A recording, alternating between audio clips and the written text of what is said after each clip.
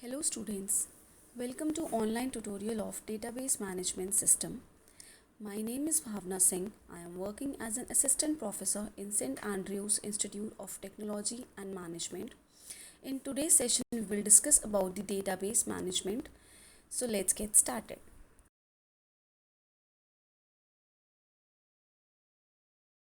Students, till now we have discussed about what is database, what are its various architectures and what are the various data models that are used to store the data inside the database, or to, you can say, organize the data inside the database.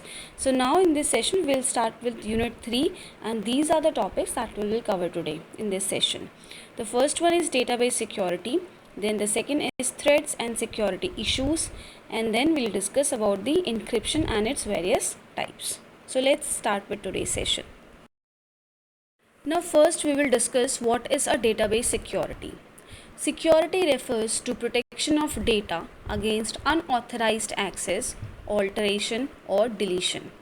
Database security refers to the collective measures used to protect and secure a database or database management software from illegitimate use and malicious threats and attacks. Now what happens nowadays, you already know that every organization, every business, every school, college, hospital, banks, so every organization is maintaining their own data in order to keep all the records inside that data regarding their in school, regarding their students, regarding the admin departments, regarding the accounts department, and in an organization regarding the employees, regarding the products. So everybody is maintaining their own database so that they can use that data for further when they require it, or they can easily extract it or use it whenever they require it. So if they are maintaining their own database, it is their responsibility that they must secure their databases from any attacks such as cyber security threats, or any misuse of data, or any database from those who can access them. So for this security, they include some security measures, or they refers to various measures that every organization, every school, university, they should take to ensure that databases are protected from both the internal as well as the external attacks. So this security, it includes the protecting database and whatever data is contained inside that database, and it's obviously the database management system, because it is very much required to manage all the data that is stored inside the database, and they should also secure the various applications that are accessing it. So in order to maintain their security, in order to protect their databases from any unauthorized access, they use several techniques, or they use several security measures so that they can protect their databases from any unauthorized persons. Now the next question arises that what is the importance of this database security? Why we need to implement all these security measures on the database? So the answer is very simple, that if we do not provide any protection to these databases, then it may result in a huge loss for a company or for an organization, because it can result in the damage of the data, or you can say the confidential data will be lost, which may become a serious problem for that particular organization. So these database security measures, they prevent the data, or you can say that they provide protection to their confidential information, so that all the data that is stored inside the database, it can be kept secure and safe. And these database security measures, they help us to block the various kinds of viruses, or various kinds of malware or infections that can affect our confidential information, or that can corrupt or damage the entire system or the entire network. And they also provides the safety of the data by preventing the data loss through corruption of files, or some kind of programming errors that can corrupt the entire files. And they also ensure that the physical damage to the server, it doesn't result in the loss of data. So all these techniques, they are provided, or all these measures, they are provided in order to protect our database and keep all the data inside that database safe and secure.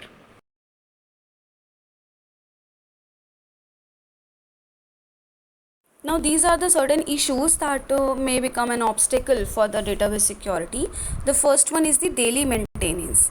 See what happens, it requires, in order to keep the database safe and secure, it requires a daily maintenance of that particular database, and failure to do so may become a big problem for the database security. And in daily maintenance, what we require is the database, it requires a review on regular basis to make sure that there has been no data misuse, and it needs to be consistently updating in order to provide the access to the authorized person, so that only the authorized person can use that particular database. Then the second, we have the post upgrade evaluation. In this, when a database is upgraded, it is necessary for the admin department or for the administrator, that is the DBA, to perform a post upgrade evaluation, so to ensure that all the security is consistent across all programs. That means whenever we have updated certain things, that after that updation, a post upgrade evaluation is required by the DBA to make sure that all the security consistency is maintained and all the operations are working fine with it. And if we fail to do so, or if we fail to perform these operations, then it will make the database available for attacks or for threats. Then the next, we have the manage user passwords. In this, the passwords, they need to be strictly enforced in order to avoid any kind of attack to the database, or in order to access by any kind of unauthorized persons to the database. So some passwords, they need to be strictly enforced on these databases.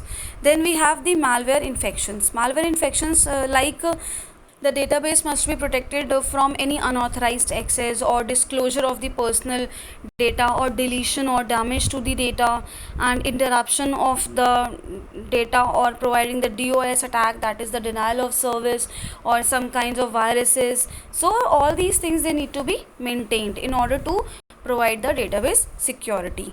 Then the next is the data corruption. Data corruption, that means the loss of data or the corruption of data can occur by the entry of some invalid data or some invalid commands that may provide some kinds of errors to the database. So all these kinds of mistakes or all these kinds of invalid data, they should be avoided.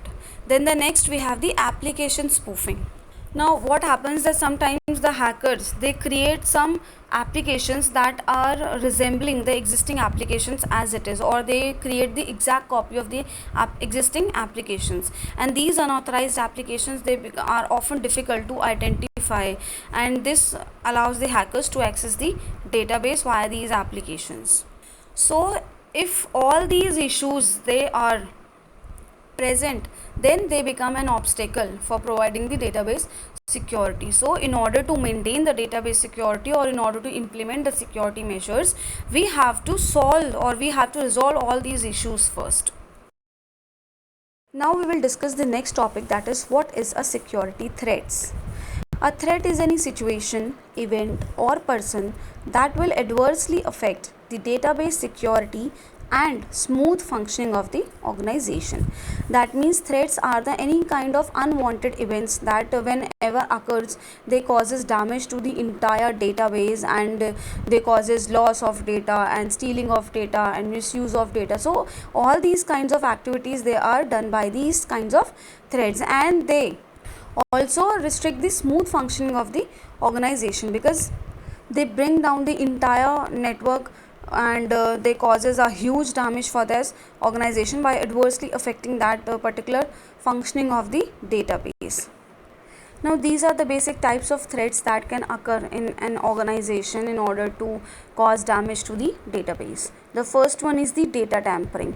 Data tampering means intentionally you are identifying the data and modifying all these contents, or editing the data through various unauthorized channels. So sometimes what happens, that you are sending a data packet, or you are transmitting a data packet from source to destination. Then what happens, in between, a hacker, it can intercept that data packet and modify its contents.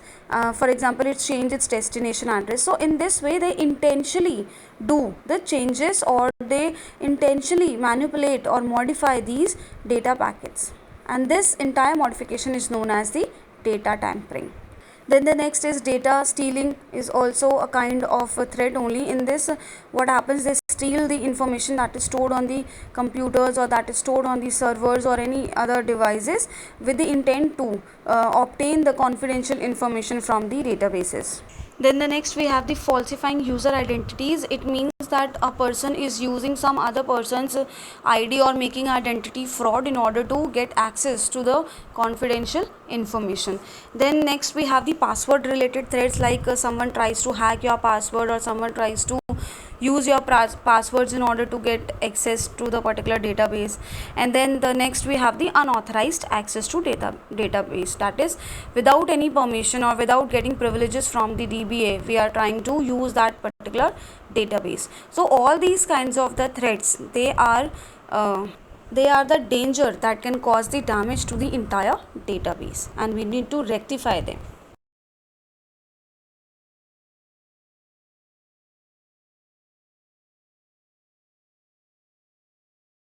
Now these are the basic requirements that are required for providing the database security, because the data that we are storing inside a database and that particular data is very much important part of an organization. So it is the responsibility of an organization and all the persons of that particular organization in order to keep that data secure and in order to protect that data from various types of threats or various types of attacks. So these are the basic requirements that every organization must fulfill.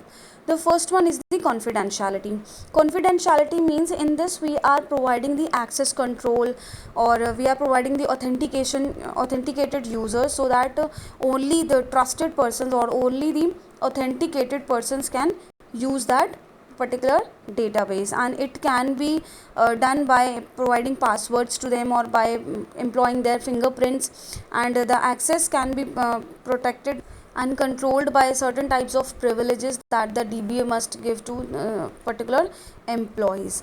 And this secure storage of sensitive data should be there, so that it is required to prevent data from hackers who could damage the sensitive data. So we need to secure the storage of particular data also.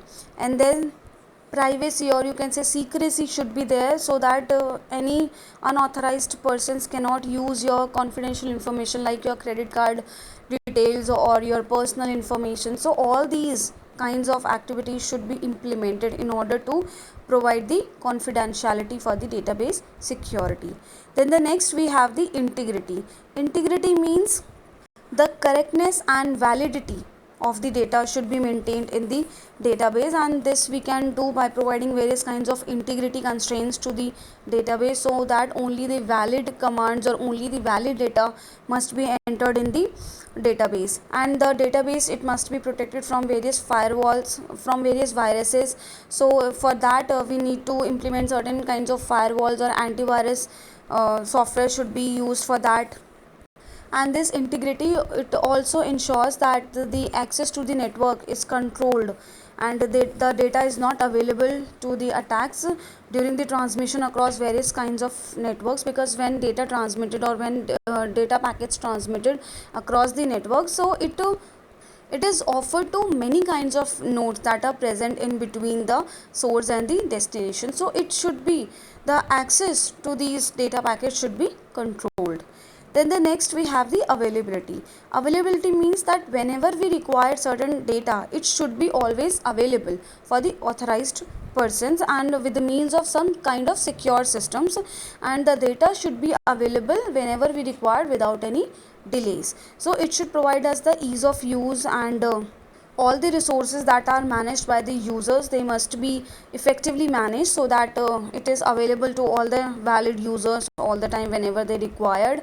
And the administrators, they have must relevant tools for managing these user population, so it must be flexible enough, and the system should be scalable, so that it should not get affected whenever we increase some number of users or whenever we increase some number of processes which require some services from the system. So all these things, they should be maintained in order to provide the availability.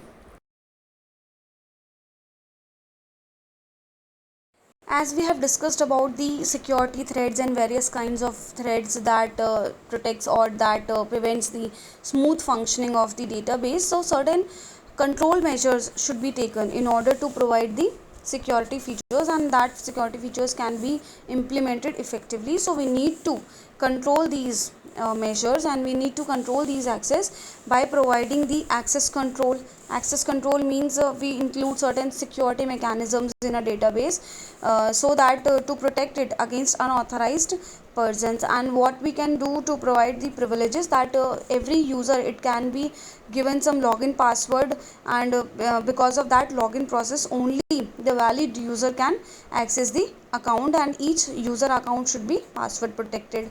Then the second, we have the flow control.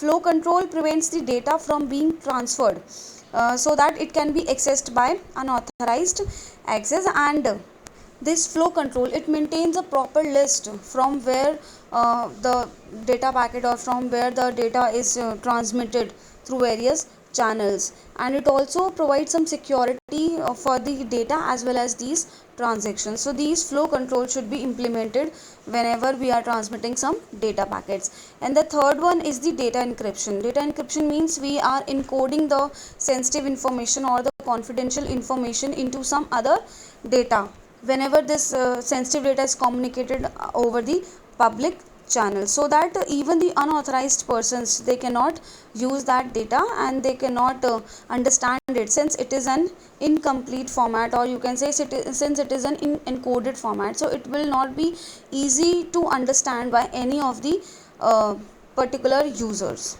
So all these measures like access control, flow control, data encryption, they should be implemented whenever we are transferring some data over the public channels. Now we will discuss the data encryption in detail. What is a data encryption and why it is needed in providing the security to the data. So encryption is a security method in which information is encoded in such a way that only authorized user can read it. It also uses encryption algorithm to generate ciphertext that can only be read if decrypted. So data encryption means that we are encoding our data into some other language, you can say, or into some other codes, so that whenever we transmit that particular data over the public channels, or whenever we are transmitting between over the network between source and destination, so any unauthorized person cannot decode it or cannot understand it, because it is already in the decoded form, in the encoded format, and it is not easy to understand. And this is a technique for providing confidentiality for transmitting data, and before transmission we encode it into some other codes or some other language, so that it will become difficult to extract information contained from that particular data packet. And in this we use certain things like there is a plain text, as you can see in the figure also. The plain text means it is the original message or data that is fed into the algorithm as an input. That means this is the original message that we are sending to the destination. Then when the sender sends the data to the receiver, it convert these plain text into the ciphertext, and this process of converting the plain text into the ciphertext is known as encryption. So in this figure also you can see that the sender is encrypting the plain text and sending the ciphertext to the decryption, and the transmission is occurring over the communication channel. So over the communication channel only the ciphertext is transmitted to the receiver, and when the receiver receives that ciphertext, then it decrypts that particular ciphertext into the plain text, that is the original message.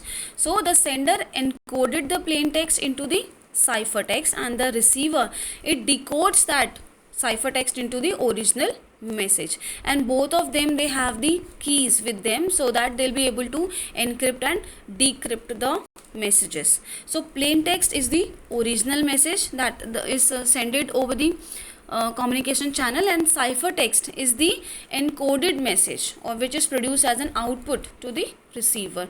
And in between we are providing the encryption algorithm. This algorithm, it performs various substitution and transformations on the plain text, and we will discuss about these substitution and transformation techniques on the encryption in the coming slides. So in conclusion we can say that encryption is the process of converting the plain text, that is the original message, into some decoded form, into some encoded form, that is known as the ciphertext. And when the receiver, it receives that ciphertext, it converts that ciphertext, or you can say it decrypts that ciphertext into the plain text, that is the original message.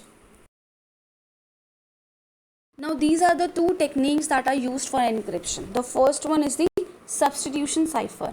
In this technique, plain text characters are replaced with other characters, numbers and symbols, as well as in substitution cipher technique, character's identity is changed while its positions remains unchanged. That means in substitution cipher, we are providing a substitute, you can see, for a particular character, and we are changing the characters with some other numbers or with some other symbols or with some other characters. So as you can see in this example also, that we have the plain text as water, and now we want to encode this message. So we have encoded it into EBO. That means for the two characters of a single characters, we have replaced these characters with some other characters. So plain text is the original message and ciphertext is the encoded message. Then the second technique, we have the transposition cipher. In this technique, it rearranges the position of the plain text character. In transposition cipher technique, the position of the character is changed, but the character's identity is not changed. That means in substitution, what we were doing, we were changing the character with some other character. For example, I can use for A, alphabet A, I can use number 1. For alphabet B, I can use number 2. But in case of transposition cipher, what we are doing, we are changing the position of these particular characters, but not changing their characters. That means we are only transpositioning them. We are only changing their position, but we are not substituting them with some other characters or some numbers. So as you can see the example also, water is the plain text, and in the ciphertext we have only changed the position of these characters. In place of W, I have kept A. In place of A, I have kept E. So only the position of these characters are changed, but their identity is retained. So we can conclude that in substitution, we are providing the substitution for the particular characters, and we are changing the character with the numbers or symbols. But in case of transposition, we are changing only the position of that particular character.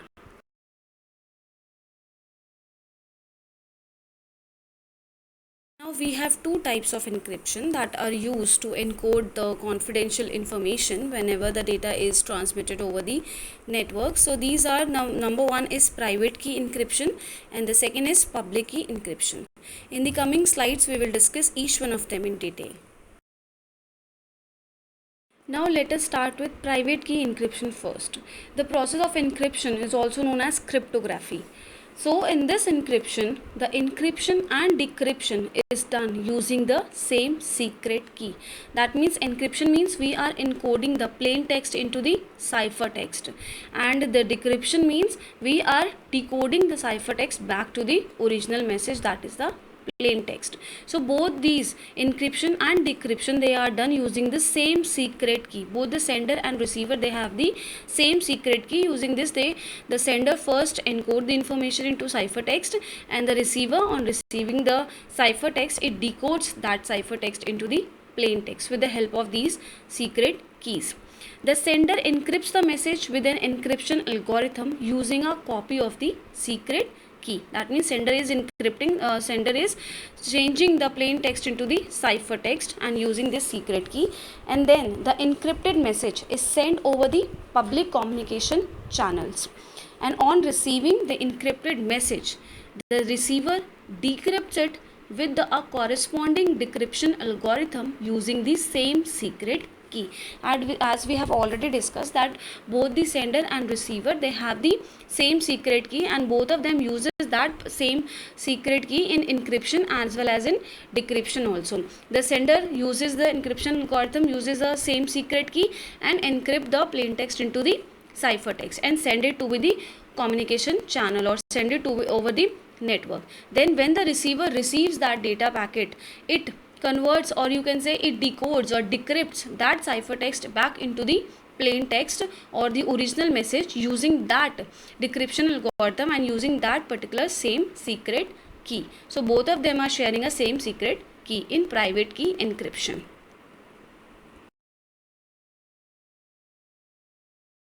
Then comes the second type, that is the public key encryption. These public key algorithms are based on mathematical functions rather than on simple operations on bit patterns. Public key cryptography uses two different keys referred to as public key and the private key. Each user generates the pair of public key and private key. The user then puts the public key in an accessible place, and when a sender wants to send a message, he encrypts it using the public key of the receiver, and the receiver, on receiving the encrypted message, it decrypts it using his private key. So since the private key is not known to anyone but the receiver only, so no other person other than the receiver can decrypt it. So what happens in this public key, that the sender and the receiver, they are using two different keys. One is public key and other is private key. The sender is encrypting its message using the public key of the receiver, and when receiver receives the encrypted message, it decrypts it using his own private key. So in this case, public key, they are using both two different keys, but in case of private, we have discussed that both the sender and receiver, they have the same key to encryption and as well as to decrypt the message.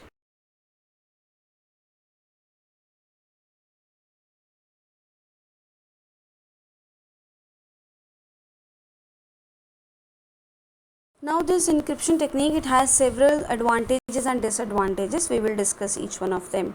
The first, we will discuss the advantages. First one is it provides the security of data.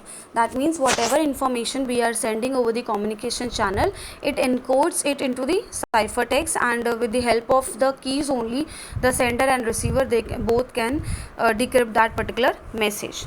Then the second is confidentiality. Confidentiality means this encryption, it ensures that the person who has the key for decoding the particular data is the only authorized person, because this person only can decrypt this message with the help of his, her or her own key. Then the next, we have the no data infiltration. No data infiltration means this data encryption, it ensures that the data cannot be easily hacked or breached in between over the communication channel. So in order to provide the security, it provides ensured protection of intellectual property also and other types of data also, so that nobody else or no third party can in between hack the particular confidential information. But along with advantages, it has certain disadvantages also. The first one is encryption keys. Encryption keys means it requires a lot of effort, and it is a hectic work in order to handle all the keys, and once the encryption is lost, then the data associated with that particular encryption will also be lost. So it becomes a kind of elaborated work for those working with this encryption techniques.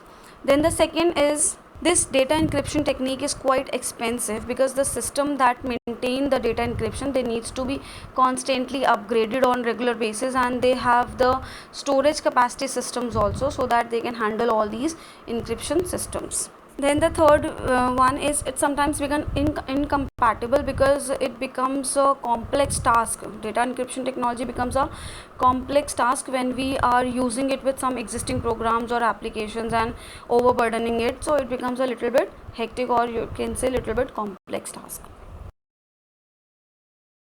Now students, it's time for important questions based on today's session. The first one is, how can we protect our information when transmitting it between different nodes? What are the various techniques used for it? In that you have to explain the techniques of encryption and what are the various techniques that we have used for it. Then the second question is, what are the various threats to our data? How can we protect it? In this you have to explain the various types of security threats that can become the obstacle for the database security, and what are the measures of control that we can take to provide the security to the database.